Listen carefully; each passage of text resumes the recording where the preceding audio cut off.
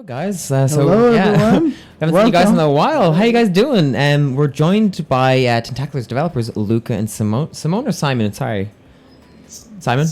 Simon. Luca and Simon. Luca's the artist, but he used to be a programmer, and Simon worked on Chicken Jump as well. And we're also joined by the fantastic Unity insider, Justin P. Barnett. Hey, Justin. Hey, Justin. Simon. Hi, Luca.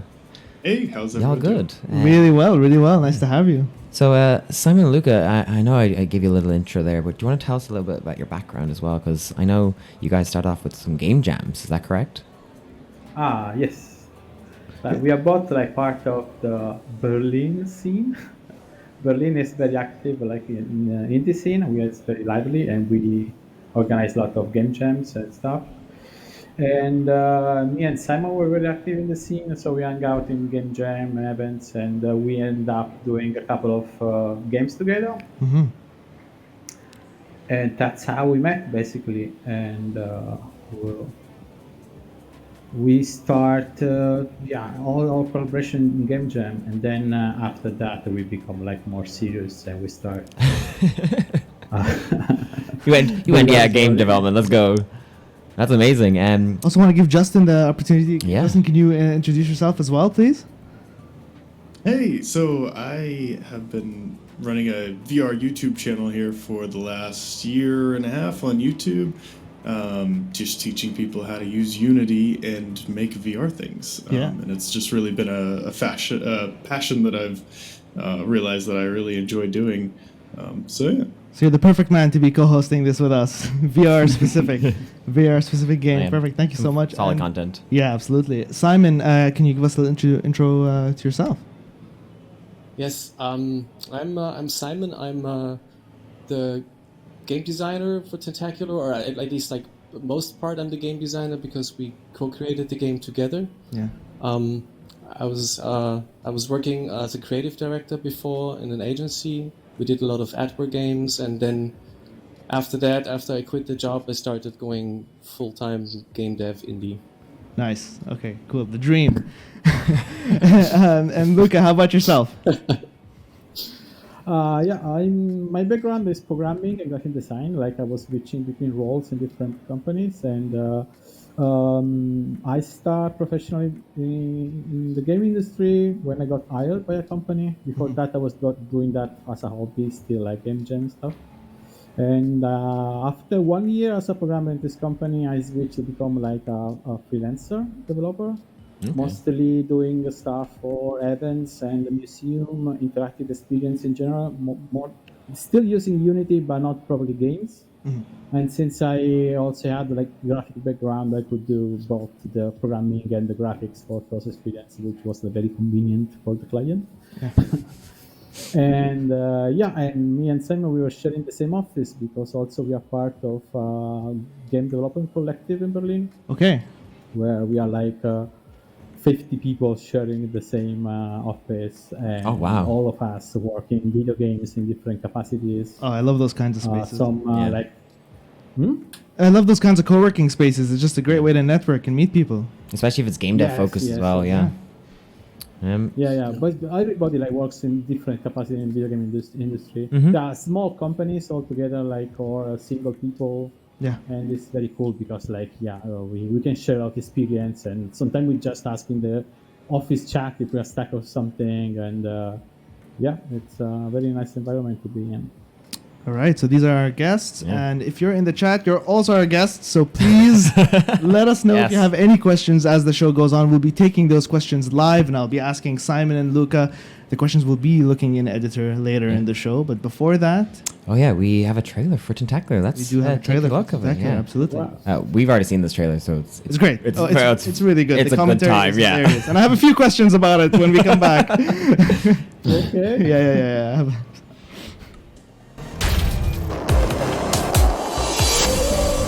Hey, I'm Dennis from Firepunchd Games. I'm the writer. And I'm Mooch. I did sound and music. Welcome to Tentacular. Tentacular is a really silly, really fun, and really weird VR game that you can enjoy soon on the Meta Quest 2 and other VR headsets. You might have noticed the giant tentacles by now and, the name. So first things first. In Tentacular, you're an enormous, big, awesome tentacle monster. Tentacular isn't really just another monster game or a kaiju game. I mean, yes, you can smash all the things, for sure. We spent years on this game, and we tried out so many things with it. There was dating involved, if you can believe that. And this, and whatever that was. But at some point, we discovered that there were two elements people really liked. Building these strange structures like some sort of tentacled artist, and just being in this strange world we've built, full of these lovable characters, like her, or him, and this guy. Ugh, he's the worst. In Tentacular, you're this giant monster, and everybody's kind of annoyed with you. Babu! Until you discover an alien artifact. It changes your monster's life on the island of La Calma forever. The story really takes off from there. Because with this discovery, you start to get all these new tools for creation. Here's an early one, magnets. With this technology, you can stick together elements in the world as if they were little building blocks. You use them to help people out. And yeah, we know, you have these really weighty tentacles for hands, so nothing will be perfect. No, everything you'll touch will be wobbly and strange, and yes, most of the time, it'll just fall apart. But that's okay, because Tentacular is this game about feeling out of place, like you don't belong. You're too big, too clumsy, too tentacly, but in the end, it's also about how it's cool that you're different. We really hope that you will enjoy the silly, sweet, heartfelt, and creative game about our tentacle friend.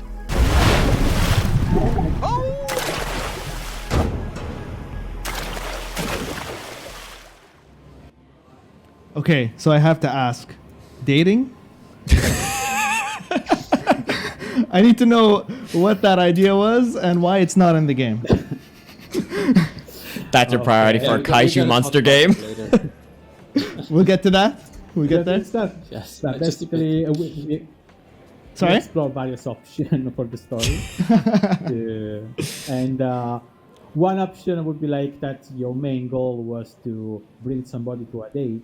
Oh, nice. And you will basically have hot jobs here and there Okay. to, raise enough funds to go to the date with this person. Nothing says But romance even- without, like, a giant tentacle thing is, monster, like- really. Yeah, but the joke was like we want to be like the monster just part of the city, and the idea was like Yeah. you were like Yeah. using this app called Lingo instead of Tinder, and because we didn't want to have like a specific interest, but So maybe to good. have like multiple options with like humans, monster, Right. animate object, and then you will swipe left and right. Oh my god, clumsily putting together a bouquet of flowers for your date, just collecting flowers from Yeah. Amazing. And that idea, we want to have like the final scene where you have to toast with like a human, and you have Oh my giant God, that's tentacle adorable. opening like a bubble. But this small skull stuff don't work. That's amazing. We're getting some comparisons in the chat to Black and White, the classic Peter Monlu game. Oh. And Okay. I totally see that, but I don't know if that was an inspiration or not. So let's get to talking about how this all started, like how you met. I heard it was like Game Jam story, as you said earlier. Maybe you can elaborate on that and how it developed. Yes. We also Yeah. have some gift to show, like to show the progress. Okay. Maybe. Yeah, we have some slides. Yeah, so let's jump to sorry. Simon's screen and look at those slides. But the game does look fantastic. Yeah. It's so nice. It looks so good, yeah. So good. Even the characters as well. Even though they don't like move or anything, they're like bop and stuff. They're like Things the world feels like full of life. So Yeah, it's yeah. like a fun playground to be in. Honestly, that's kind of what you want, right? we were saying during the trailer, like it's like imagine just living your life and tentacle monster picks you up. You're like trying to go to work. It's like, okay, I'm gonna make a love heart now. It's like, No. God. Just on my way to Moscone Center. Okay, All right. go ahead. Yeah. Okay, so this is not our first weird creature with appendage that can grab stuff Okay. kind of game. Interesting. Before Gift in the top Tentacular, we did this Game Jam game in 2015, Global Game Jam. Wow. We were a team of like 6 people in total, I guess, among me and Simon as well. And we did this game where it's like 8-player local co-op game where we had kind of a story where you had to bring your eggs in a safe place, but then it was so playful that just decided for the jam to make this a huge playground Yeah. where you can grab stuff and play with the half pipe, and was a lot of fun to do it. And the potential was there, but there's not much. We couldn't really make a long-lasting experience out of it. It was fun for 5 minutes, Right, but right. then building a whole full-fledged game out of it was complicated. And also, like local multiplayer game are always an hard sell for most people. That's right. So it's still in our hearts. We can consider like maybe in the future pick it up again. I mean, it looks this fun. is like the first biggish game we made, me and Simon. That's amazing. And this Game Jam, this was not in VR, right? This was just controller. Yeah, just flat screen. Flat screen. Just Okay, flat screen. okay. So what was that transition And- into? Oh, sorry. Go ahead, Simon. Also, yeah, and then and then a year later, and I'm just showing this other slide, and then a year later we did a VR jam Yeah. where we got like an early dev kit for the Vive and could toy around for 48 hours. Wow. Okay. And that was basically what we came up with, after having spent 124 hours just playing everything that was available back then. That looks so close to what it is now. Yeah, So yeah. Really hit, like first idea, best idea kind of situation. Even the GIF huh? for the movement really sells the idea of what the game is. Yeah. Was that exactly? Was that your first time with a VR kit as well, or did you have some prior experience? Yeah. First time we play Room Scale Oh my God. VR ever, because Wow. the Vive was not even out yet. We just Yeah. got an, Oh, it was it was early. Oh my god! Wow. Yeah. Yes. This like was before the Vive was actually in the shops, basically. Like we, since we are part of this collective, somebody got the dev kit beforehand, and we were toying with it, and we did You guys were this ahead of the game. here at our game jam. And we did this game, and the first thing was okay, we want to make a giant monster game because why not?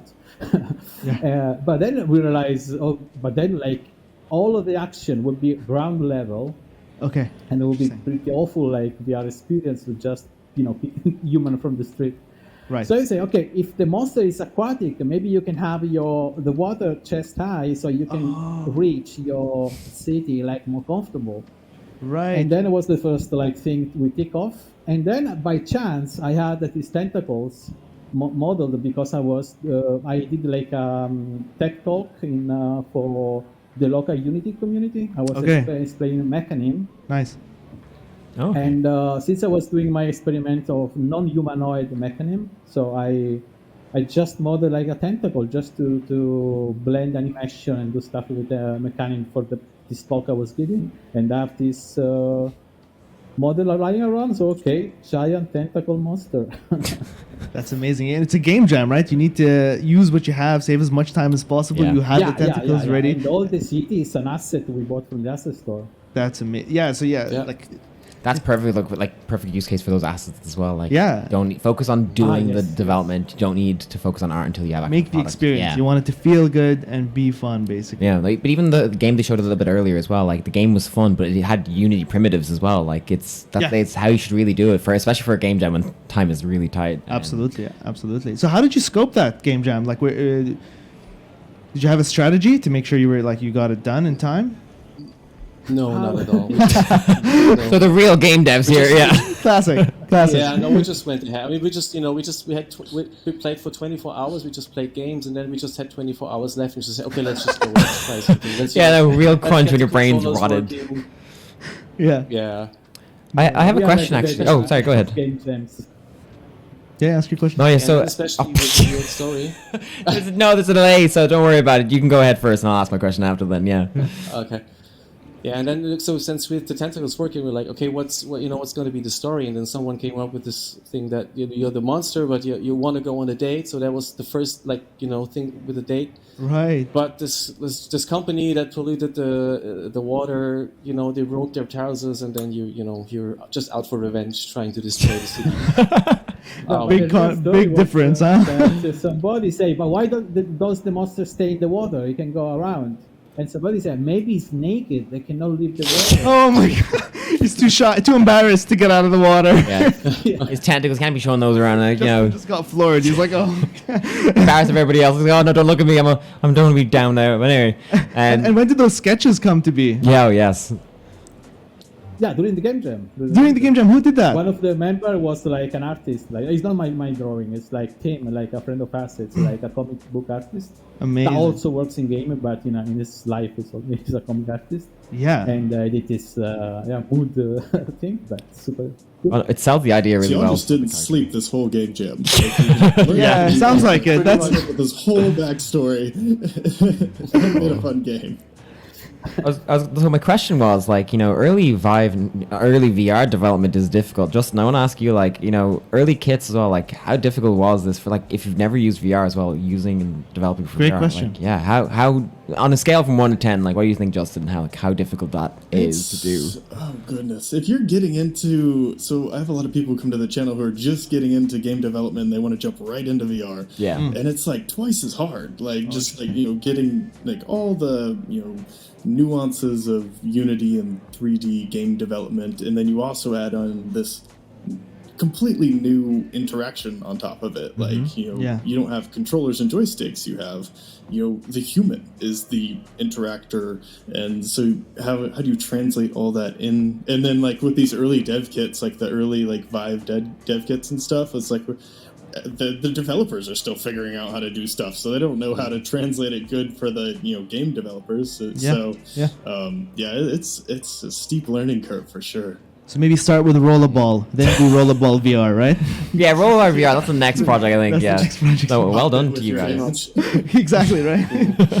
No, that's amazing. Like, you guys really took on like the bull by the horns, like with going for VR. So well done. Yeah, we have a question from the chat from Code Monkey Unity. Hugo Asks Hugo himself, were the tentacles using animation rigging?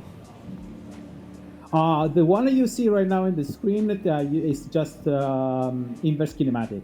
So basically, you are controlling the tip of the tentacles, and then like the rest of the tentacle will follow through with no collision of physical in this iteration. Right, because you needed the tip of the tentacle to be in place. Sorry? I was saying because you needed the tip of the tentacle to stay in its place. You needed that to be stable, right?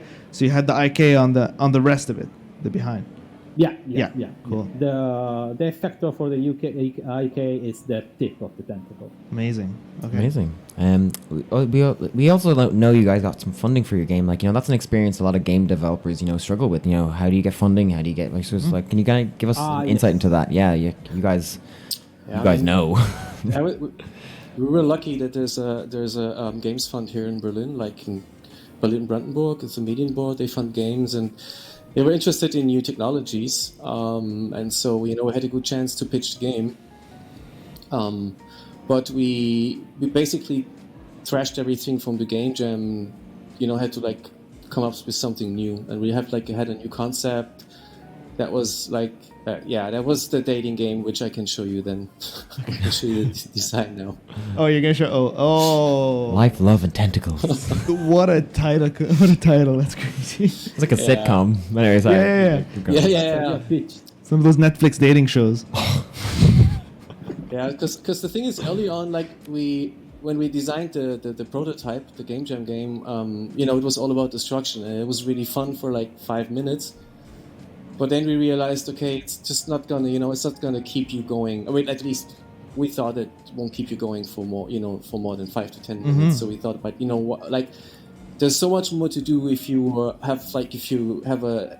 can exist with the people and you interact with them and then be part of everyday life. Yeah. So that was how the Life, Love, and Tentacles came up, where you try to find a partner and then have to make your living. And also it would create like a really nice absurd situation where you, as a monster, just, have to live along them and work along the humans. So cute. Yeah, that was the initial pitch. Okay. And was this pitched to someone, or was it just like within the team? No, that was the thing we pitched as a business, and a business plan attached to the games fund, and they liked it. Okay. And then when we got to go, we got scared of the love story. Yeah. And basically threw everything away again. Okay. Love is very scary. Love is scary. It's true. Because the scope of the thing could be like expanded forever. What do we do? Like multiple people you can date. And that's true. it's like a layer of complexity where we're not maybe ready for. Right. Branching So narratives. we scope down. Yeah. What you do, like all the dialogue you have to generate, and Exactly. it's like we were a very small team, and the budget that we start with was not enough to make the game we ended up being. But so we have to scope down. How did you continue to fund the project after? So that budget, like, it got lower and lower. Like, did you do freelance work, or did you go back to your jobs? We were doing also some freelancing as well, like on the side. Okay. So we were like freezing the game and do some freelancing on the side. Then we had like some other funding secured, and then we like finally find a publisher as well.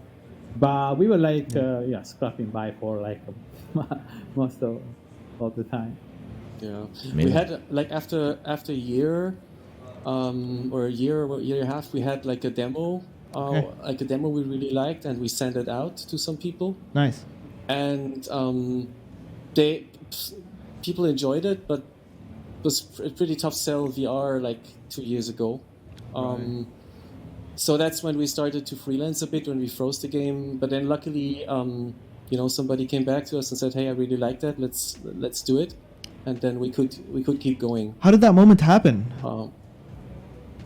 That moment where somebody called the email. took a chance on it. Just an email, just a cold email. Just a nice little email. Wow. And where did they see the demo? Was it online? No, actually, it was much cooler, because there's someone I was following on Twitter. Then I just contacted and said, "Hey, I got this demo. I know you know a lot about VR. Want to have a look?" Basically, and then That's amazing. But then it took some more time to But it was really cool. Yeah, we got some really nice feedback, and then stuff happened. Wow. So put your games out there. Yeah. Reach out to people. Just throw your Don't game. be shy with your game. For game devs in general, I think no one is like shy. You should just talk to people. They're happy to talk to other people. Yeah, so yeah. if there's someone you want to talk to, just try to reach out and just don't harass anyone, of course. But reach out. Yeah. Actually, that was really interesting, because I reached out to many people that I wouldn't have expected they would answer, and everybody was really crazy nice and helpful. Like so many people, I just I contacted and said, "Hey, this is what we have. Like, give us advice, or maybe who to contact and things like that." That was a really amazing experience. Yeah. I think that's a special thing about our industry. I think I had a similar experience getting into it, just reaching out to people. Hey, can we go for a coffee? I want to learn a little bit more about this or that. And people are just so, I don't know. Yeah, no, it's all about uplifting. Like the game dev experience it's no one gets here by themselves. Like even resources online, like Justin yourself, like your content, it uplifts people for VR and learning about that stuff. Like I don't think any coder or programmer as well, like they've never no one codes by themselves. It's like, oh, how do I do this again? Let me just Google this really quickly. So everyone should be uplifting each other in the game dev. It's one big community. It definitely global community. Yes, as well. Like, and even like in your own countries as well. You find your local game devs. Like I have Irish game dev. You're Canada's Montreal. amazing. Montreal. We're a bit spoiled. We're very spoiled. Yeah. But like, try find your community, and if there's one, try organize it. Like there's game devs around you, and they're just help each other. So it's definitely important for your peers and uplifting your peers when you can. So I'm glad you got that experience. It's great that heart happened. Warms. If you think that we're just gonna talk about the game and not play it, you're sorely mistaken. Yeah. We are gonna jump right into this massive sandbox city, and we're gonna destroy it with tentacles. So I think Luca, you're gonna put on a VR headset for us right now, and we are gonna cut to your screen, and we're gonna check out Tentacular, and we're just gonna hang out, play the game, talk. You're going to give us some commentary, I believe, Simon. Let us know what's going on. Yes, and Justin, I want to hear your commentary as well. I want to hear your thoughts, definitely. Yeah, I got to play it a little bit, and it's a fun game. Yeah. I'm kind of jealous because I didn't get to play it. I was like, very jealous. Yeah. Julia is the person who organized everything for us as well, and she only got a key for Justin. I was like, God damn it. Oh, there we go. And so it begins. The first thing starts smashing a car. I love that this is the title screen, and you can just destroy the title of the game. Can you destroy the tires in the background as well? Like, can you just ruin the front of it? Like, chuck a car. Oh my god. That's so good. Okay. I'm going to need you to destroy the L, okay? Wow. Yeah. The accuracy, somebody's been playing this game nonstop. Yeah. Yeah. I wanted to just point like the joint for that sign was like it's on 2 points, like it would be an actual sign. That's nice. I love that little bit of detail. Everything in the game, basically there is no UI. Yeah. everything is like very tactile. Like also the option is like exactly in common, and then I can go to the option, and everything like the start menu is. That's so clever. Yeah, I love that. That's because that's the thing. A lot of VR games will make the normal 2D UI that translates over from like pancake screens, but Right. And it breaks it all, yeah. in VR is, yeah.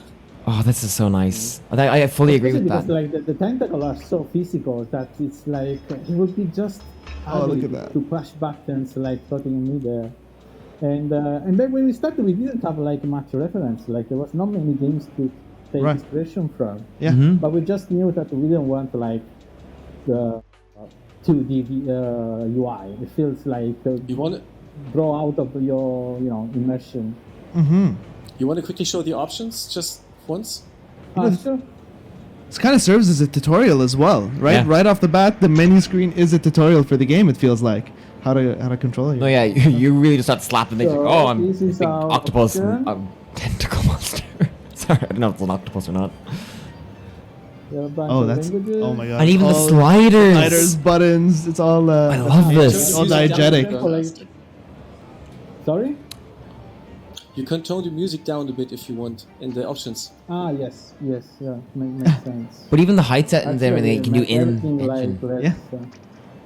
Because I can better. So is this show just you. something you wanted to put in the game from the very beginning? Those Not physical really, it's elements, the yes. shape, but physical element, yes. The fact that the audio settings is Then, a of course, boombox you as need to well. So good. So good.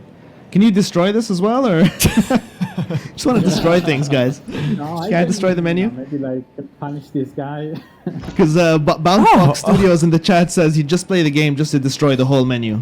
So he's already sold on that. They're already sold on it. I'm glad you guys have But this accessibility is settings not as well. valid. Like that's a big, gang. Absolutely. Always give those options, gang. Especially Like for VR. Yeah, for VR especially when you want to make that everyone like. So well done, guys. Yeah. Tentacle size. That's a great as well. It's great. But this is Yeah, that was actually meant an as a- accessibility thing. Okay. Can you explain? Or- You can explain. Yeah, go It's ahead. an accessibility thing because like shorter people, like kids, maybe they cannot reach as high Oh, as they... okay. So that's for me. And normally like Not it's for me. locked. Now it's everything is unlocked, but you have like a limit like here. And then when you unlock everything, like you can get like very big, gigantic tentacles. That's great. No, that's good to And, have. Yeah. In VR, they looks like humongous. But let's go to our regular size, I would say. So is it hard to So get your don't- hand don't off go. the menu buttons because of the suckers on the tentacle, or how does that work? How does that feel? To use the thing is like you are controlling the tentacle by the base of them. So the float, your hand are in the base. So if I grab something far away and Yeah. I keep moving my hand, it's Oh it's wow. Oh, I see. Okay. like that, like that's the thing. So when you grab something, let's say a little more heavy, like this thing, like the tentacle, you are controlling still the base. Yeah. It's so floppy. That That's looks so great. fun. The weights follow through. That's so good. And that's all the IK, right? No, this is like physics. Just the It's other. not IK anymore. That's right. This is like a bunch. Later we will show like in detail like the tentacle anatomy, but this is like joints Okay. basically, and everything is like reactive physics, and There's some stretch. this was like That's cool. like the stretch is made by different joints with like some tolerance in the distance. So clever. And, you can also like twist and. Oh, that's amazing. Okay, so let's jump in. I need. Yeah, but let's get this everything playing. I mostly want to what see we this. did. I want to see this monster. I need to see you start destroying things, Luca, right away.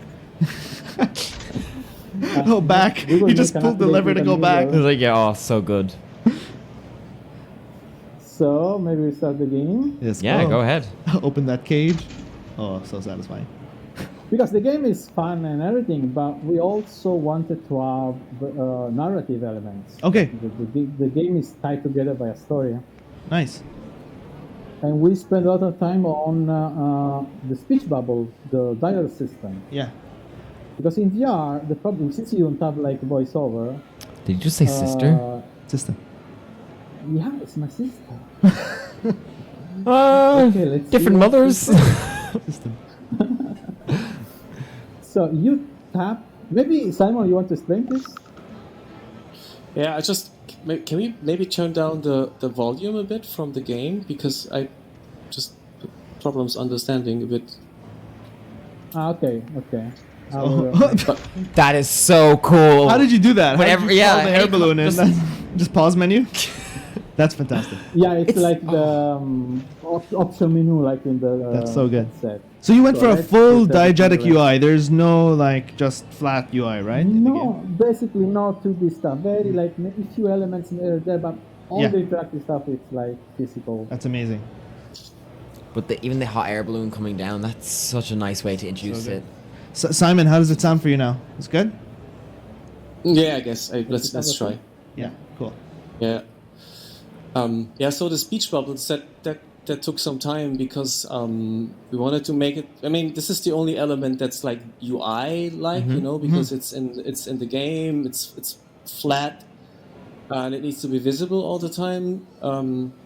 But we wanted to be able to allow the player to choose, like how to interact with the people. And so, if you tap the people, they start talking. Can you do that, Luca? Yeah. A delicate tap little them. tap. Does it A have to little be tap, gentle? you know? Oh my god. If you slap them, they hurt, and then they will repeat the message. So you get punished by slapping in a way. that Okay, you good. repeat the- Okay, don't hit the them thing too hard. again. Don't know. You can also throw her away just to see how it's working. Oh, okay. Bye. All right. That was your sister. Yeah. Oh wow. Bye. This is a common occurrence for this monster, so like they have that prepared. They're used to it. Yeah. Friendly neighborhood Kraken. Nobody's reacting to that. Yeah. Yeah. Yeah. So if you the speech bubbles and the people are talking, and if you tap again, you can speed up, because we all wanted to try to keep the conversations pretty short. And if you Yeah. really don't want to read it, you just keep speeding it up. And you can even make like the reveal speed faster in the options. Oh, nice. But that way you can choose, how you read, how fast, or if you want to read it again. They're repeating everything. If they're interrupted, they're repeating everything. Mm-hmm. Yeah, so the speech bubbles are an important part of the of the game. And it took some time to make And them. also, you don't want to punish the player if it's just screw up, like if you have to have fun. So if I throw the quest giver away, she will just come back. So there is no much the penalty there. So you're not going to be punished for accidentally it- slapping somebody off screen. Yeah. Okay. Yeah, because this happens all the time. These things happen. And These those things. little With the kaiju in the city, yeah, it just happens. When you're a giant Kraken, these things happen. That rhymes. It was really interesting to see on the gameplay demos we had that people they were really careful, and they were afraid of hurting the humans, without Aw. anyone telling them how to react. But people were really, they were scared of hurting them and trying to take care. I wonder if the more time you spend in there, the power gets to your head and you just start throwing it. Nah, kaijus are good things. I think it's like you wanna can keep do going anything with in it, this game. I- Okay, let's go with I was just a bit for the story. Yeah. Yeah.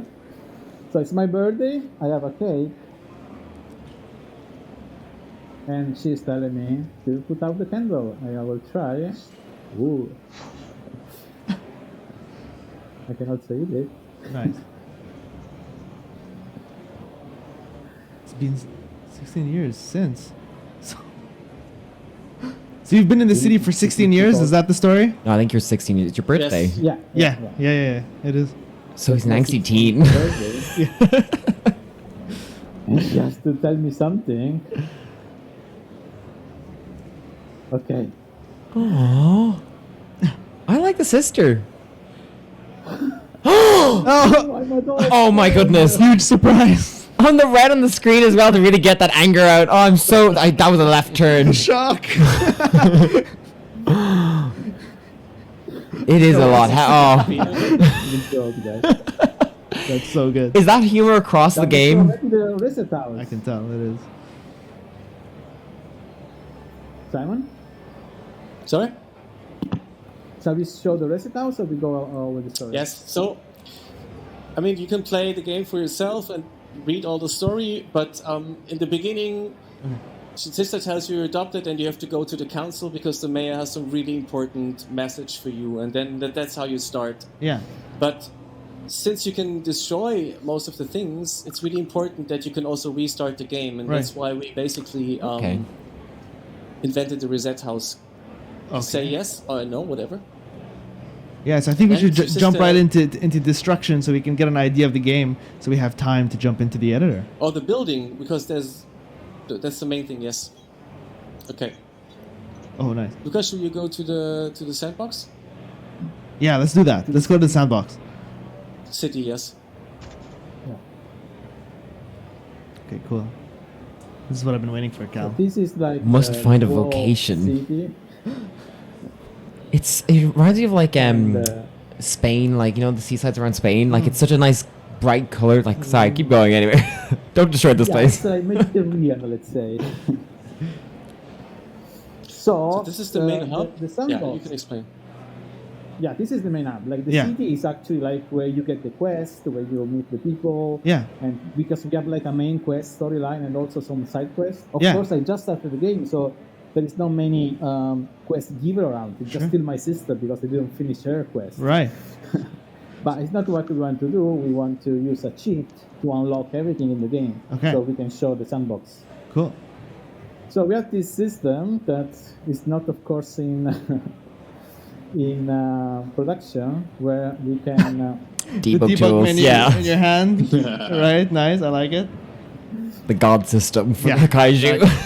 So, Luca, maybe you should just get in and start destroying while Simon does the commentary for you, just so we can make sure we get to the editor in time. Yeah. Yeah. Yes. So Nice. We're while in the playground game guides you, through a lot of tasks, the main game element is construction, now. Okay. not destruction, because you're helping the Okay. humans, Oh, I see. and that is done via like a technology that's called magnets. Okay. Haven't heard of that And before. the thing is, I don't want to spoil too much, but like, let's say you discover something that leads to another discovery, and then a weird professor creates those magnets, and from that on, you have to create really weird things in the city Okay. for the people, interesting. because you have to help the humans. Oh, so you created like a amazing. slingshot. It actually reminds me a little bit of like old Gmod days where you were like just playing around with the structures and like creating joints and stuff. Like, this is right up my alley. And I love how fast it is to just Yeah. like spawn the next item you want to build, right? And just it's like you have your whole toolkit at your fingertips. Maybe I can try something. Yeah, Oh, the goodbye, thing is, Tom. like most like Oh no. Can you do it? Can you do it? Let's didn't go! No. Oh! no, it's too That's what this game's about. It's about experimentation. It's about messing up until you get it right. Oh, the magnet grabbed Got it. stuck to the car. That's awesome. We have also this. We need something bigger. Oh my god, we're gonna Won't that launch. just float? We're gonna launch an air balloon into the sky, Cal. That's what we're This about to just do. float, yes. But of course, like if it's physics, Get the car out of my way. And it fell apart. sorry, When they try Simon, to did I load into interrupt the- your flow? No, it's totally fine. You want to just quickly load into the one where the pre-built thing is, maybe? Yeah. Yes. So, like, the construction is a big part of the game, and the humans they're giving you lots of tasks. You have to build restaurants. You have to, like, later in the game, you have to build like a super huge reactor on top of a mountain, and things like that. And yeah, does that work? Hopefully. Hopefully. Oh yes. So Amazing. Oh, look at that. Just a quick question Because in the for sandbox, you Oh. can also load and save stuff. This is something we saved before. Oops. Oh, this is so It's a good. little unwieldy. Is this kind of like what you built, Justin, when you had the chance to jump in? Oh yeah, you know, you could throw things of course, together. It's right. really interesting. It's like a, You can and I learn love how stuff it about focuses on building instead of tearing down things. 'Cause Yeah. It's like, you know, you expect you're this giant monster, you are going to rip everything apart. And it's like, oh, the point of the game is actually to build stuff. It really kind of puts you on your head a little bit. Yeah, there are a lot Like- of mechanics. This is like a space port thing, Right. You're like the friendly neighborhood kaiju, basically. but I can also Trying to be reload helpful. maybe from. Will anyone ever give out to you for making something a bit not great? Like, like it's not really structurally Oh, sound. you're getting criticized Yeah. by the people of the Are they all town. very nice? Like, oh, you're doing a great job, Kaiju. Thanks. I don't know if I want to stand on the tower. Some criteria, of course, for the game. It's not, Yeah. but you are free to reach the goal whenever you feel fit. Yeah, So yeah, you have yeah. like Okay. a task and you have to do it. And So I think we should jump back to Simon's screen and talk about the Yes. iteration process that you went through Yes. for this Okay. project. Thank you so much, Luca. That was great. Yeah. I'm excited to jump in myself. And lot of fun if playing. you have a VR headset at home, Tentacular is coming out. I mean, we'll mention that. Get at the on end. that. Yeah. Get on that. You're gonna want to play it. So Yeah. So we'll jump to Simon's screen. Oh, this is the team, I guess. Still on? Yes. Let me Oh, that's just so cute. That's a nice way to add it go in. next. That's so cute. Yeah, Luca made all the team members as characters, and you can find them in the game. That's so good. But yes, iteration process. I mean, Yeah. Tell us a little bit about that. we started like we said, we started pretty just by game jamming and trying out different things. And what we wanted to make, you know, the main idea was to make everything touchable and alive. And Yeah. oh, what is it? Sorry. So we experimented with, like, you know, what could the humans do? How can we interact? Like, how does, like, the water, how does it work? Floating, construction, and sorry, yeah. And then we did like early tests with construction. Okay. There's one way where you basically attach stuff to a base, and then everything then sticks to each other. That's the abomination on the top left. But Right. then we came up with the magnets. Yeah. Are they It's just like like an Unity early- joints that, or is it a custom like object, like simple object you guys made? Like how? Joints. Oh, they're joints. Okay, very clever usage. Yeah, dynamic joints, Yeah. which is Yeah. crazy. It's amazing. And so this was as you were developing the idea. You were just testing it out. These are in your gyms. Yeah, Figuring out what you were trying to do. Okay, nice. And this is when you Yes. dropped this is after you dropped the perspective to the sea level, right? Pretty much, yeah. Yeah. The We sea said, level hey, perspective yes. was basically That was very early. Okay, cool. yeah. Yeah. Do you have any more gifts for us? For showing off these experiments, or is this then the I last think- slide? No, this is then we because we wanted to talk a bit about the tentacles. Yeah, please. Oh my god. Robin. Um, Oh, Getting it's ready for tentacles, the they show. were so really- dynamic. That's awesome. They were really tricky at first. I mean, Luca, you started with them, right? So you can tell about Yes, the yes. first process. Because Yeah, this is like the first iteration was like joints. They Yeah. are not as easy as the documentation say they are.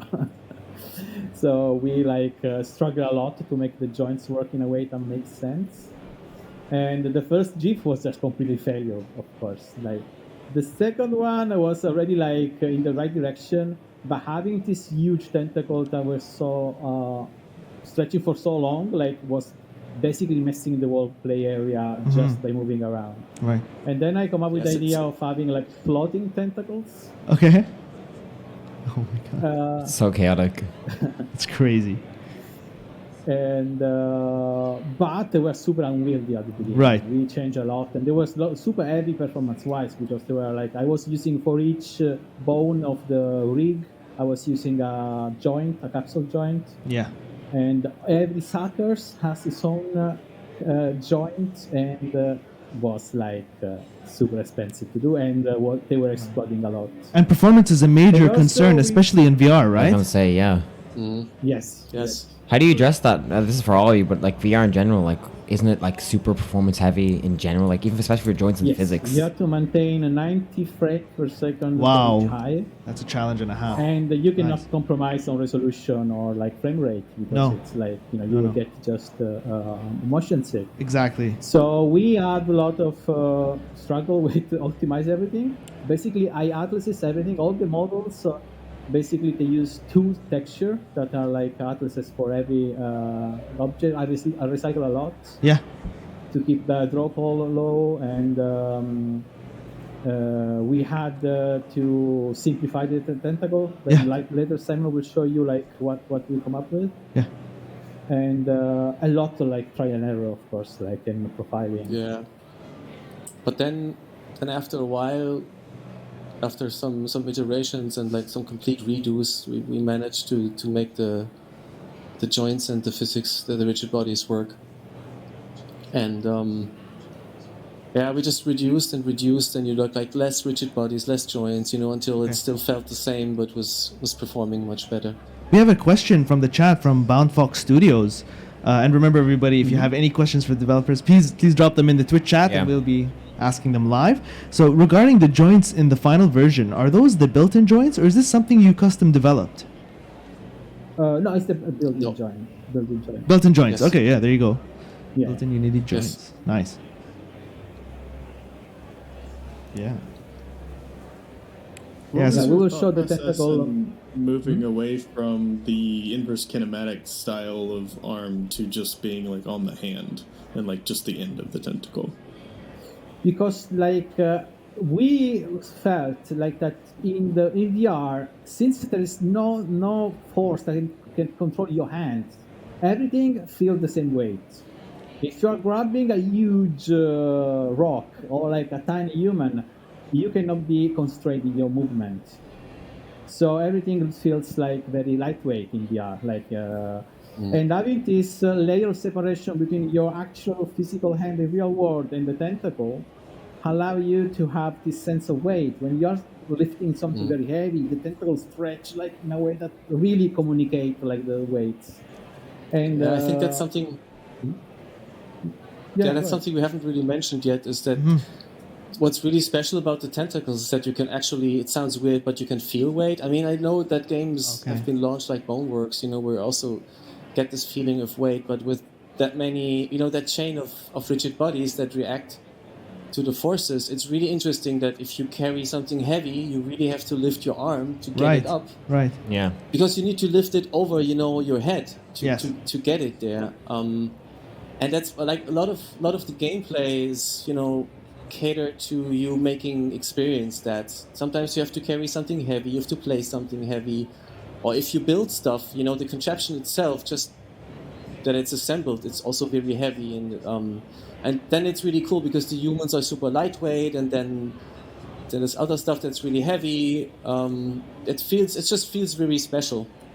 That's amazing. Justin, have you ever had a similar experience, when developing your VR projects or anything, that feeling of weight and carrying things in your games? Yeah, that's kind of hard to portray in VR, to be honest. It's, you have to have a physicalized kind of hand, and the object has to have that kind of weight. But I really, really do think that they nailed the tentacles in this case, because you have to like really overemphasize if you're picking up anything heavy. So it's like you have to like really like pull, like almost like you would in like a real world. Like you have to like kind of jerk up on it, and it really kind of plays into that monster theme where it's like, if I'm trying to be gentle with one of the humans, I have to like be very slow and like just tap, and like I can't just smack them because I have that power, and it like really makes you feel like you have that strength in this game, which is really, really well done. Bull in a China shop vibes, like you're trying to be delicate, like the slightest move will smash everything. You're like, oh, I'm so sorry. And that lends to the immersion, of the experience, right? I think. We haven't played it yet, so we'll get to experience it. Sorry, go ahead. We have a specific level which is totally into this like bull in the China shop, because you have to help the mayor work on his villa, on his mansion, and you have to be super careful, not to destroy it because there's a lot of chairs and tables and vases and everything. Oh my god, and, so good. Porcelain it's plates. crazy. It's really hard, but it's also a side quest, so you can try it or just trash everything and quit and go to the main menu. Yeah, at some point I was thinking about having like a mission where you were like the owner of a hot dog stand, and you have to make hot dogs for the human clientele. That's for the DLC. You are supposed to make this tiny thing, but at that scale, like then we start having the floating point errors. With okay. I see. Maybe just a big hot dog for the entire city. One big hot dog for everyone. So I think we should. An update. I know you used scriptable objects heavily in this project. So can you jump into that, Simon? Tell us a bit about your experience with scriptable objects, how it helped you build a VR game, and Justin, if you've ever used scriptable objects in your project, I'd also love to hear from you as well. But Simon, take it away. Yes, I need to switch the screen though. Yeah, just maybe definitely, give me a second. definitely. Justin, do you have any experience with scriptable objects? Yeah, I've definitely used them before, and like it's a really good, object for like holding data and whatnot. And, I like to use it for configurability. It's almost like I can swap in this set of data, like if I have an inventory scriptable object, and it's like, okay, well, I have all of these things in my inventory. I can really easily just swap it out with a different scriptable object, and it makes it really easy to test. Like, okay, this is my test for this character. This is my test for that character. That's like how I like to use them. And you can change a lot of things live, right, on the fly while you're in play mode. Who was it? It was Sarah DeCacos that did a break. Oh, sorry. Execute code. Oh yeah. You can also have code in so when you maybe initialize a new scriptable object, you can execute some code. When you add stuff, you can maybe add to, make like connection to other stuff you need to. Yeah. Fantastic. Yeah. So Simon, we see see your screen. We're good. Do I have this? Oh, okay, cool. So I mean, just really quick because we use them for several things, but I think what I really like about them is that we use for like our quest system relies heavily on scriptable objects. So basically, we structured the game into like quests, the main quest, and then side quests, and then a quest can have a story, and the story can consist of several levels. Nice. So basically, what you see here, this is the quest system. Okay. And it has basically all of the game and also all the scenes that we need to load for building. So everything is here, and if you then hit build game, everything gets added to the settings and build. And then if you go in here, you have the main path. You click here, you have a story. And then we manage everything here. The unlocks for the game, we manage title screens. Okay. If you go into a level, you can set if there's like at the end, if there's this balloon, the next balloon, that leads you to the next level. If the level has a special location name, if the level has a hint and stuff like that. So the whole game, the progression, in a way, is the tree is managed by scriptable objects here. And what is the biggest benefit of having this quest system managed through scriptable objects, just for your team, in terms of the workflow?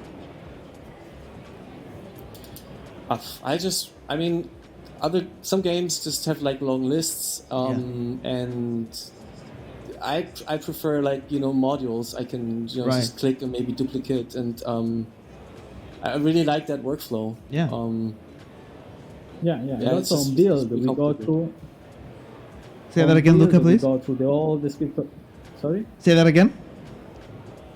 On build, we go through all the scriptable objects so we can know which scenes are needed, which assets are needed. Or, for example, when we had to say unlock for something in an achievement, we know exactly where the player is, and we can go through all the trees of the scriptable object and see what's.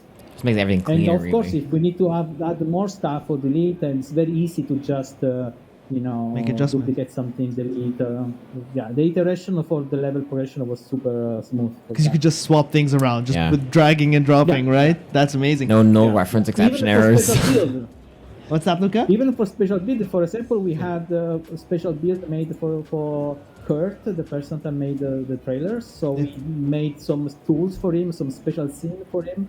to integrate in the trailer. Yeah. And was very easy to just add a couple of scriptable objects instead of having to branch on Git just for him. Perfect. You also used it for the human randomizer, right? Yes. Oh, yes. Like the human aesthetics is defined by scriptable objects. Oh, interesting. Should I just load the randomizer? Yeah, why not? Yeah, I would love to see it. Yeah, I love it's stuff like fun, this as yeah. well. Like, it's so good. Oh, look at that. Oh, it's horrifying when it's just like loaded in by itself. It's cute. Oh, there we go. There We we got go. a human. Adorable. And so that just generated randomly, right? That could have been anything just now. I think yeah, this we- one is yeah, a real yeah. one, Okay. but I can just hit generate random.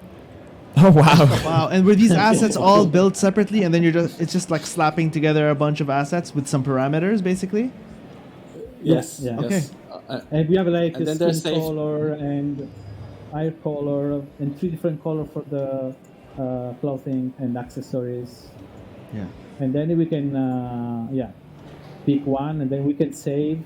And when we save a scriptable object with all the data, so we can create custom humans or have some variable can be random. Most of the it's the humans in the opposite. city, for example, they have random hair color and skin color because it's like of course the main character they have consistent features.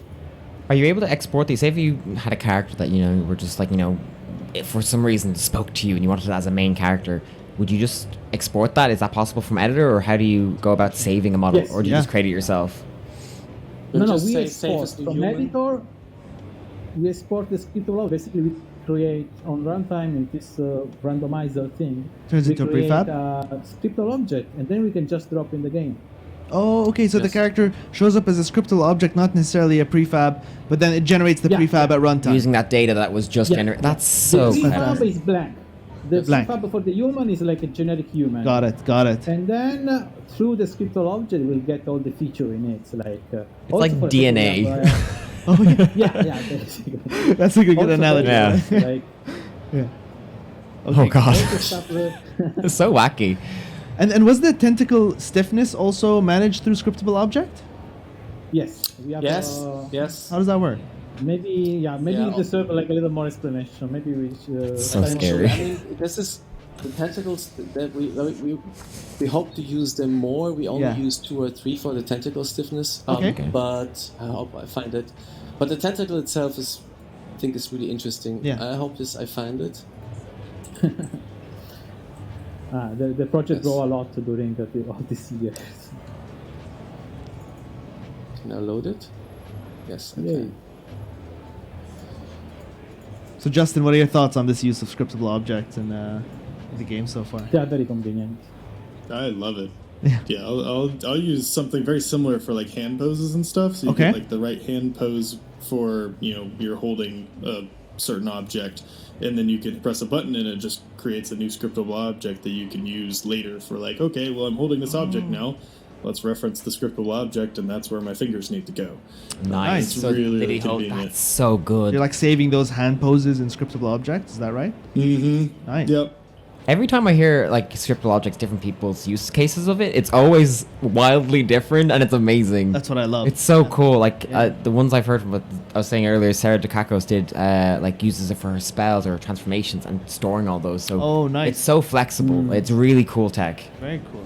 Yeah. Yeah. But that's really cool about Tentacular because we don't need hand poses, right? Because you can grab it everywhere you want. That's cool, actually. But honestly, it's cool because it's very precise. It Yeah. sounds weird, but it's very precise because it's exactly the object stays exactly where you press grab. It's not Right. being moved around to a certain position to lock in. So Okay.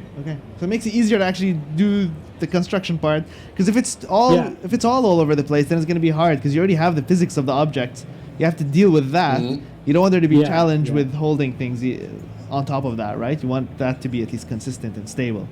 Yes. yes, Physics doesn't really like when you move stuff around No, willy-nilly.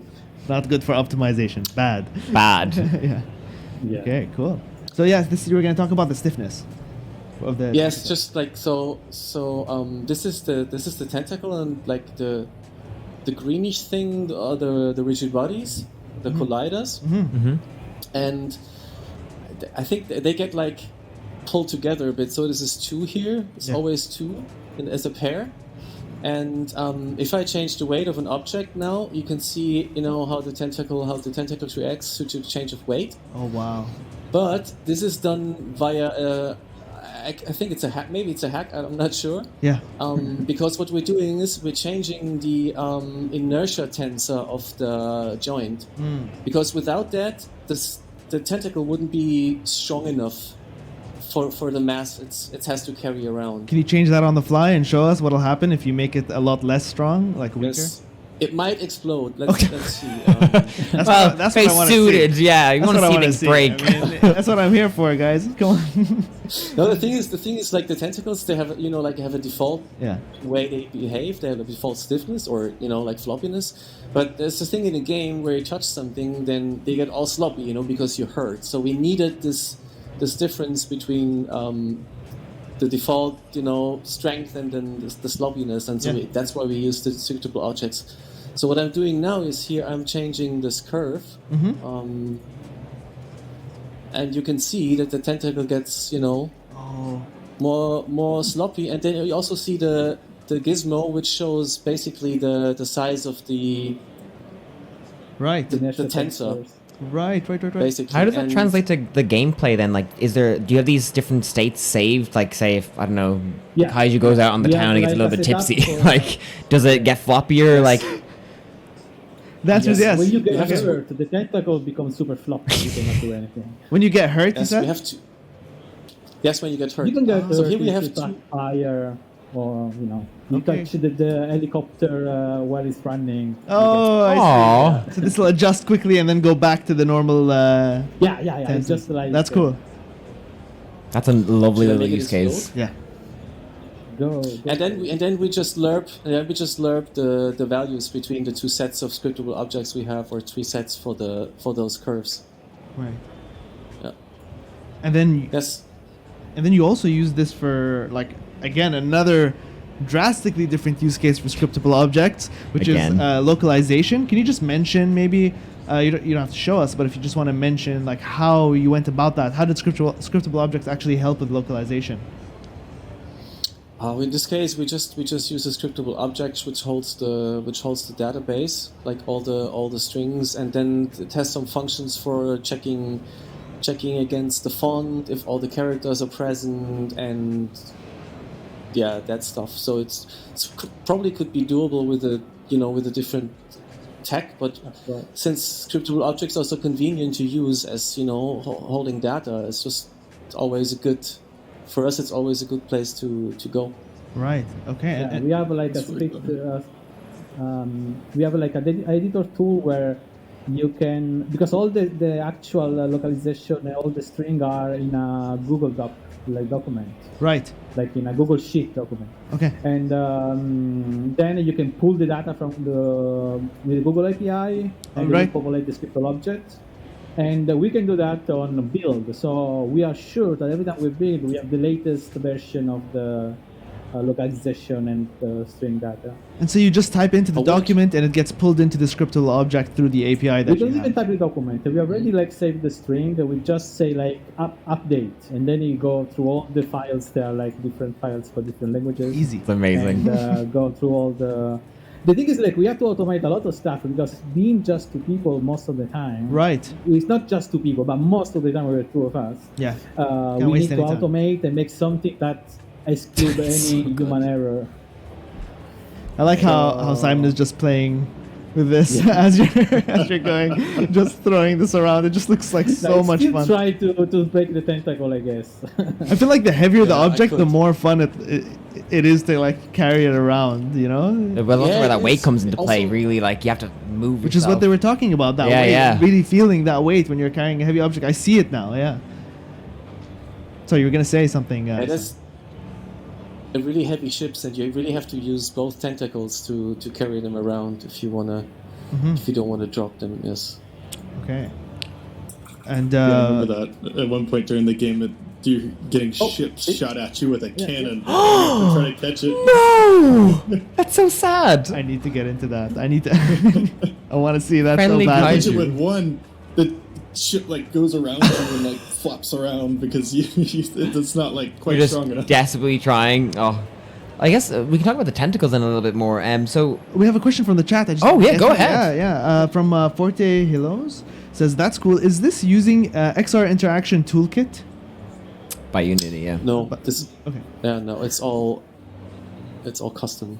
Okay, got it. Okay. Because thank when you. we started, it was not available yet. When we I started. see. Okay. Oh yeah, I love And these when features. it became yeah. available, like it was too much of a risk. Of to course. switch them, because we were like very deep in the development. So we decided we will not take this risk now, and That makes sense. Understandably, yeah. Very but we interesting. are planning on update the system in the next update. Oh, of the nice. game, because we can include in the future more devices in that way. So for anybody starting a project, you can jump into the XR Toolkit. Yeah. Justin, I'm sure you've explored that in the past, the XR Toolkit. Oh yes. Yeah. Yeah, that's Okay. what most of my tutorials are using. The XR interaction. Oh, go. plugged. Definitely. I'm Plug away. I'm glad they didn't swap over to the XR Interaction Toolkit right away because it's gone through a bunch of changes over the last year. That's fair.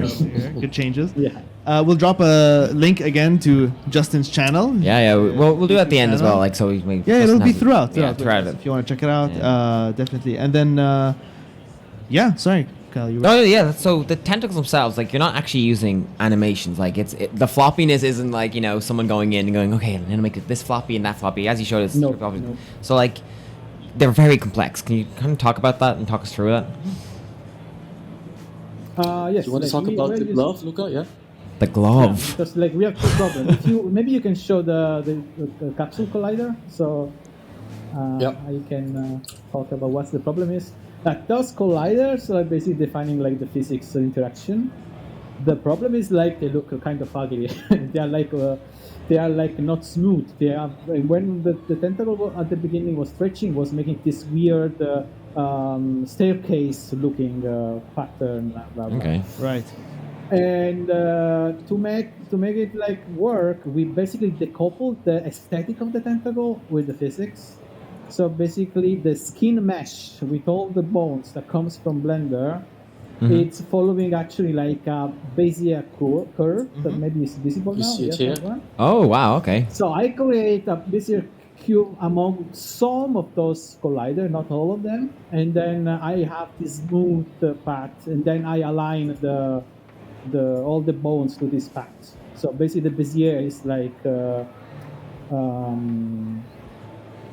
stretch. The tentacle are like following the Bezier, and potentially, like I could just swap another model, and it would just work.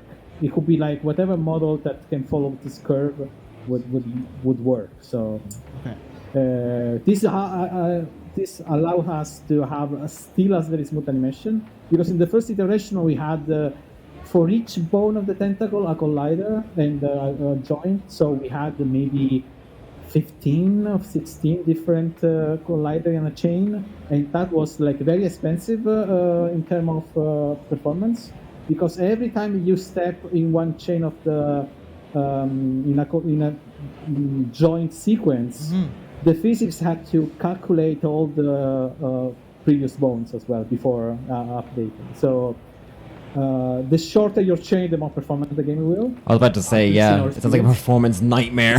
Right. So in this case, we can have as many bones we want to have a smooth tentacle, and just the enough number of collider for the actual physical object underneath. We call this technology the glove, because you can just put this tentacle over the physics thing. Yeah, that makes sense. We have a question from in the chat from Morgan the Great from the Twitch chat, asking, wouldn't this be very consuming? And I think that's a good question to segue into the next topic, which is the Shaders. The shaders, right? Because it is, of course, consuming. The tentacles are probably the most consuming part of this game, correct? In terms of optimization and tax. Yeah, the thing is like the tentacle we optimize them a lot, so right now it's not like the major problem. Yes.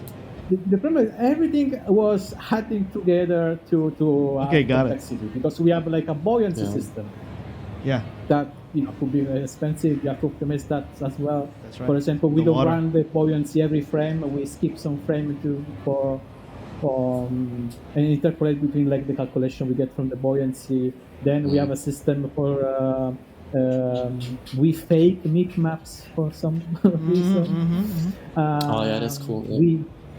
The water shader itself is kind of complicated because you have attenuation underwater, you have like the coastal lines, and since the water is a huge element of our game, we need to take we take a lot of care for it. Also, we have like the waves and the buoyancy, they interact together. So if something is buoyant in the waves, it will like you have to calculate it every single time. Right. Yeah, so all together, especially in the city where it's like one of the most complex scenes, we were having like a problem to drop the frame rate, but yeah, we managed. And but just quickly to the tentacles, because the question was about the tentacles. I mean, they were crazy heavy in the beginning. We did 3 complete reworks of the tentacles when we moved, from the initial, like the prototype that Luca made before we actually started the project to now, like basically when we're shipping the game tomorrow. Yeah. But not only like the performance of the tentacles in general, but also just interacting, like physics interacting, because we have crazy differences in masses, like stuff that's really lightweight, like, up to 100 units or 5,000 units a ship and stuff like that. Right. And then the tentacles and all the physics rigid bodies of the tentacles moving against these objects also can generate penetrations and, can make the physics explode. So, like, on the way to make the tentacles usable, we had to, like, turn off all colliders of the objects that you grab against the tentacles, because the joints are actually carrying the objects, so you don't need these collisions. Right. So, not only the optimizations are not only like performance-wise, but also usability, or to prevent any glitches happening. So yes, the tentacles are probably the thing that took the most work in a way. Like the longest, we worked on them the longest time, because we had to change them so many times throughout the development. And for the materials and shaders and the environment, I know you wanted to minimize the draw calls, right? In general. So how did you achieve that? So basically, the whole game is using two huge atlases. Okay. We start with like pixel art because it's like a style I really like, and that's make us that the textures themselves are not very big. It's 1K. So with 2 1K textures, we render most of the game. So, also, the problem was like we didn't want to have a texture for each color. So I didn't want to have like an atlas for red car, an atlas for blue car. Yes. Or maybe have like all the color in the same atlas. So the cars were occupying 3/4 of it because to accommodate for colors. So what I did is like I write my own shader where I use the alpha channel of the texture as like a mask for the colors. Oh, interesting. Okay. So the colors comes actually from the vertex color of the mesh. Okay. So on start or like on the prefab or in Blender, depends, like I color the vertex, then the shaders will check the vertex color and then check if the pixel you are rendering it's in alpha or not, like if it's transparent or not. If it's transparent, it means that it's like meant to be colored. So I add the vertex color to the texture, and then I can have the same car with infinite amount of color. So I'm wondering, it's kind of convoluted, but then I can have a lot of elements on the screen in different colors and still sharing the same material. Okay. So I don't have to have many draw calls for the same material. So I'm curious, what came first? Was it the aesthetic? Like, did you decide we want to have this flat pixel art toon style? And hey, that happens to work super well for this for the way we want to optimize things. Or did you go first, like, hey, we need to have an optimized art style, and then figure out? Actually, I started with the art. Like, I really like the style. Oh, that's perfect. Yeah, I just aesthetically it's like pleasing. my low poly and pixel art are like I'm the same way. I think it's beautiful. It's a nice. Great. No, it isn't a very nice aesthetic. It hits you right in that like what's the word for it? Nostalgia, like part of your brain as well. And the whole town is super charming. Yeah, bright colors. It makes you really want to help the people out. or be delicate. Actually, even when you were playing there, like you're very delicate when you were touching stuff. So it was nice to see. It's true. And also, we put a lot of emphasis in the story because we had this idea that like we don't want to have a game where you just get shuffled from next task to one task to the other. You just want to do your game, but we want to anchor the player in the world. So you have like your sister that guides you, then there is like a villain, and then like I don't want to spoil much, but there is a story that you have to follow, and then you get invested somehow with the story. Oh. We had a playtest with people where like we just showing part of the game. Yeah. And then, like in the backlog thing, that people asking, "What about your sister? What about this person?" Because they want to see, like, I want to know what happened. Where does Like a it go? soap opera, the drama. It's great when you care about the people. That's you did a good job when your players care about that stuff. Like the narrative has caught you. It's like a hook. So That's good. it's like there's so many levels of immersion in this project. There's like the weight of things, carrying things, getting invested in that. But then there's also the characters, the narrative, and caring about the people, and that's what you need with VR, right? You need to VR is into that immersion. Yeah, it's quite constrained, I think, and trying to expand on that, like with this game in particular as well.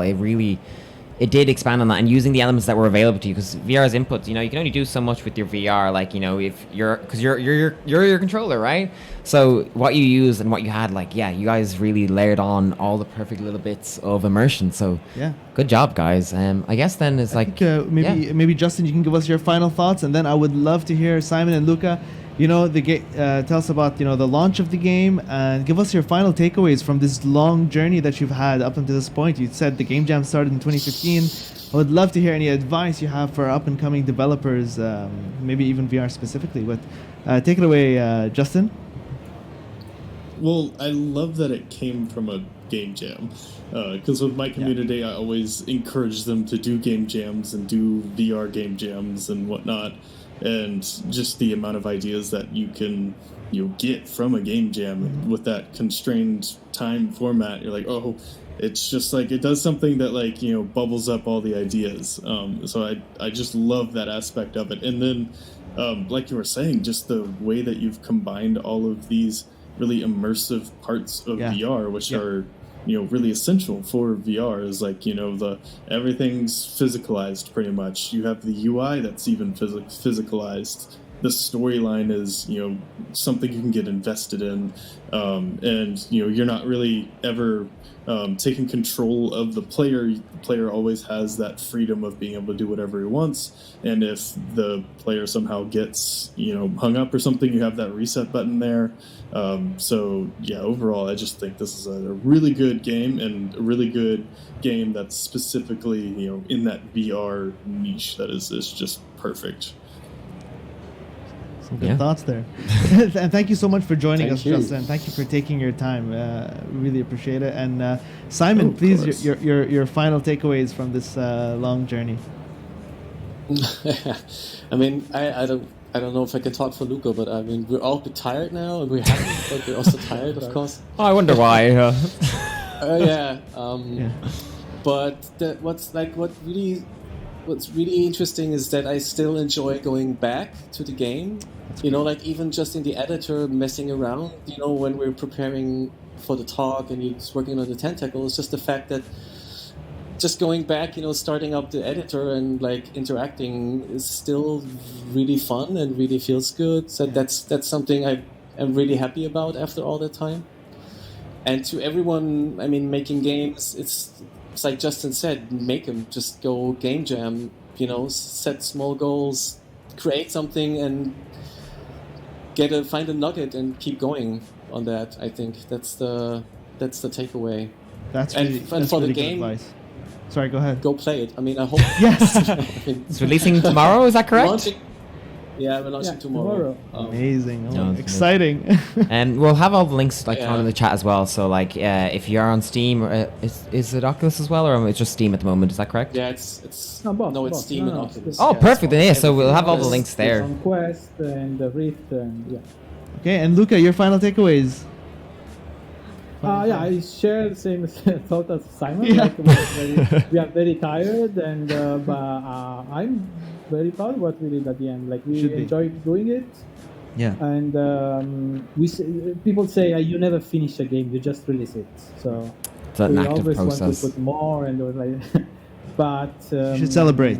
Yeah, actually, I'm looking forward to see what people will do with the game. You know, like this was the topic when we were playing ourselves in the sandbox. Yeah. So I cannot wait to see people like actually use it and create something. And Yeah, I I'm think you're looking gonna see- forward to. You're gonna see a lot of people sharing stuff on social media. Definitely the chaos they're causing, Hopefully. yeah, Different buildings, they're monster contraptions. putting together. You guys should host like a competition. Yeah. Build the tallest tower. You Oh. know, that would be good fun. But no, yeah, that was a fantastic game. Thank you guys for joining us, Sam. It was lovely having you. Thank you we'll, for having we'll us. throw your links It as was well, lovely. like for the game. So make everyone in chat as well. Make sure you go check it out. Everything's It's- a chat. Go yeah. wishlist on Yeah. Steam. Give them that wishlist and get it tomorrow. Or Yep, pre-order and it. Justin yourself as well. Like, where can people find you as well? Like, yeah, you've an amazing source of talent for VR resources. So, where can we find you as well? Yeah, if you're interested in doing VR development with Unity, then just search Justin P. Barnett or VR development on Unity, and I'll come up. And if you're even interested in joining a game jam, I host those pretty regularly Oh, as game well. jam in VR. Oh, Have weird. your own game here. All right, Simon, look, you should join that. Yeah. Next game, Tentacular 2, maybe. Who knows? Who knows? But yeah, thank you guys I so love much again for story. joining us. Like, it's been a Thank you for fantastic having us. stream. It's been a pleasure. And Cal, so what do we have coming up next? Oh, so for our next, we have an in-between actually with Mark Witten. So, Wonderful. you know, very important person when you're talking about games. He's very passionate about it. And we'll also be joined by one of our insiders, Jabril. So, don't miss that conversation. It's going to be good. And then after that, And what is, I actually don't know what's after that. the impactful. Oh yes, impactful game design. So Josh Boykin will be joining us from IntelliGame. He's going to go talk with developers about how to make those design decisions actually really impact your players and actually have a difference. So stick around for that. It's going to be very, very enjoyable. Stick around, and we'll be live all the way till 6 p.m. Pacific time. That's Yes, we 9 are. p.m. Eastern time. And we'll be right back. We're Yeah. going to be gone for about 5 minutes, so stick around. Don't go anywhere. Grab some coffee, grab some snacks. Grab some You tea know, if you're grab from some Ireland. tea. You know. You know how it is. I'm a coffee guy myself. What am I but, saying? but yeah, so we'll see Sure. you in 5 minutes. Thanks everyone. Thank you Thanks for guys again. joining us. Bye-bye, See you everybody. in 5 minutes. Thank you. Ciao. Bye. Bye. Thanks. Bye.